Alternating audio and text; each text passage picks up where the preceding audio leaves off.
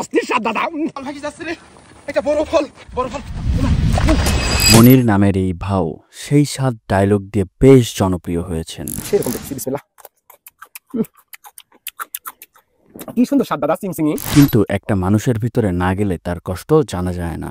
শৈশবে বাবা মা ছেড়ে যাওয়ায় নানির কোলে বড় হয়েছেন মনির, সাথে খিদার তাড়নায় কাঁচা সবজি খাওয়ার কঠিন অভিজ্ঞতা। এই সব কিছুই আজ তাকে গড়ে তুলেছে একজন জনপ্রিয় কন্টেন্ট ক্রিয়েটার হিসেবে। কি বড় ফল দাদা, কি স্বাদ লাগছে আমার কাছে।